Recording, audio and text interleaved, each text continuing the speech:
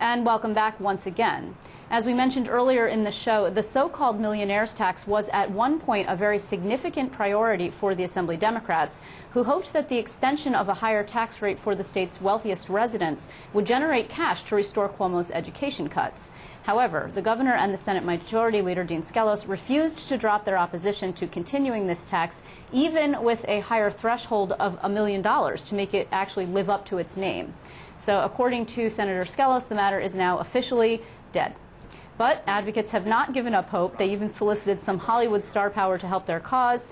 But will it work? Here to discuss his last-ditch attempt is Ron Deutsch. He's the executive director of New Yorkers for Fiscal Fairness. He's being a good egg for coming in on his birthday. Thank you. Yeah, happy birthday. Thank you very much. I'm really sorry. That's quite all right. I don't know. Maybe the governor and Leader Skelos will give me a birthday present and pass the millionaires tax. Yeah, it's not looking Not good. likely, though, but we're still holding out hope. I know. Well, before we get to your hope, first let me ask you, I mean, actually viewers just saw this video of Mark Ruffalo. He's been involved in a number of issues this year. Hydrofracking, he's on the anti-side. He was also involved in gay marriage on the pro side. And now he's saying, please tax me. I'm a wealthy guy, want more taxes. How did he get involved in this situation? I think Mark Ruffalo is very socially conscious. He's a very caring man. He cares about what's happening in New York State. So we were obviously soliciting people to sign our letter, sharing in the solution, which had over 100 wealthy New Yorkers saying to the governor and legislative leaders that we are more than willing to be part of the solution to the state's budget crisis and happy to pay, continue to pay the current income tax surcharges that are in place right now.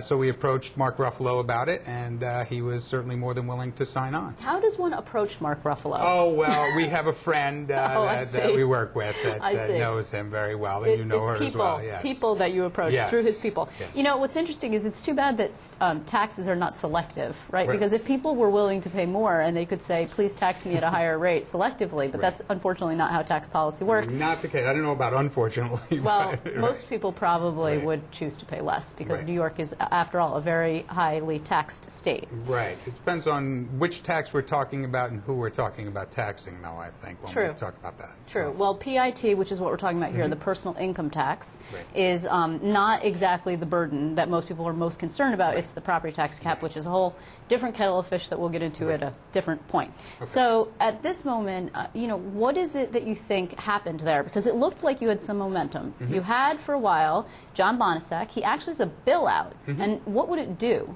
What John Bonasek's bill would do would be to extend the millionaire's tax on incomes over $1 million per year at a rate of about 8.97%, which is the current top rate, and then put that money into a lockbox, and that lockbox would be used to provide property tax relief in the form of a circuit breaker, something that our Omnibus Consortium has been pushing for quite a long time. And the additional money raised would then go to restore education cuts in the budget as well and provide additional money in the future for education. You know, it's interesting that you guys and advocates in general have tried to make this into a moral issue. And I actually received a press release this morning about members of the clergy who are actually going to be preaching this Sunday and asking their parishioners to get in contact with the governor and say that it's immoral for him to cut education funding. I mean, that's pretty strong language. Well, I think this is immoral. It's a moral issue. It's an ethical issue. We're looking at giving $5 billion in tax cuts to the state's wealthiest residents right now at a time where we're looking at doing $9 billion in budget cuts to programs like education, health care, mass transit, social services. I mean, these cuts are across the board, and they're incredibly, incredibly deep. So, the governor likes to talk about the fact that, hey, it's only a 2.7% cut on average to education, but we read the paper every day, and we see over and over again how many teachers are being laid off, how many school districts are eliminating art, eliminating music, eliminating special programs. So these cuts are deep, and maybe it's a 2.7% average, but some schools are getting 10% cuts, 8% cuts. And these are more than these schools can absorb. Okay, so what do you think went wrong here? Because it was clear that the Assembly Democrats were feeling very strongly about this. They put it in their one-house budget bill with an increased threshold, again, of the $1 million. Then subsequently you have John Bonasek's bill that you just described. And you had a couple of Republicans just last week saying, and into this week, saying George Maziarz from out in the western New York, Niagara County area, and then you had Roy McDonald from the Capital Region saying, well, okay, like, we're open to this, Right. mostly because they'd like to see restoration of cuts in funding that the governor has proposed. And then Dean Skelos put the kibosh on the whole thing. Well, Dean Skelos put the kibosh on it. I think Governor Cuomo has certainly been very strong about his wording about whether or not this income tax surcharge should be continued. So I think the reality is that, unfortunately, both Leader Skelos and Governor Cuomo are not listening to the general public. They're not listening to the majority of legislators.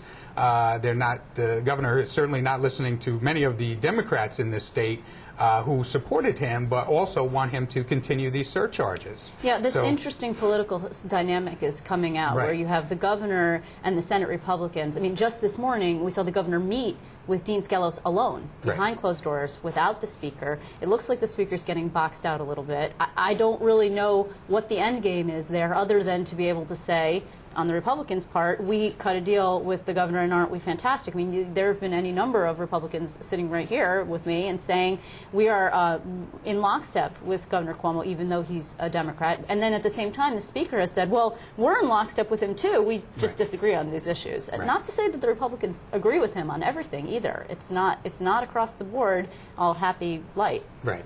I think there's areas of agreement between all the parties in the budget, but I think this particular issue is one of the more defining issues in the budget itself, because it is one of those moral issues. You know, should you be giving tax cuts to the wealthy at a time when you're making huge cuts in services? But the other reality is it's also one of those strange issues because you have so many people in the general public. I mean, the numbers are unbelievable. 70, 80% of the public strongly supports this. So if that's the case, Ron, then might this come back? In other words, are you guys done with the fight? You're going to say, okay, we lose this round? Absolutely not. I mean, certainly groups like ours and many of the other coalitions out there, our group in particular fights around tax fairness, tax justice issues. So, you know, we are going to continue this on. And I think the reality is when we look at, you know, if anybody deserves a tax cut in this budget, I would say it's property taxpayers, right? It's not millionaires. I mean, the top 1% right now in New York State control 35% of all the income generated. In New York City, they control 45%. So what we're saying is those folks need an additional tax cut? No, I don't think so. And I think the reality is they just got an $8 billion windfall from the federal extension of the Bush-era tax cuts. So you'll continue to push this, and next year the political reality will be a little different, probably, because Andrew Cuomo will not be fresh off a mandate and a big win. Right. And although that extender situation with the budget is still going to be hanging over the legislature's head, but they are going to be heading out to re-election with new district lines, and they're going to be nervous and wanting to give things to constituents, some of whom they have not met yet, because those lines are going to be new. So it's going to be a totally different dynamic, and we will be talking to you again. But in the meantime, happy birthday. Thank you very much. Appreciate Thanks it. for coming by. All right. Thank you.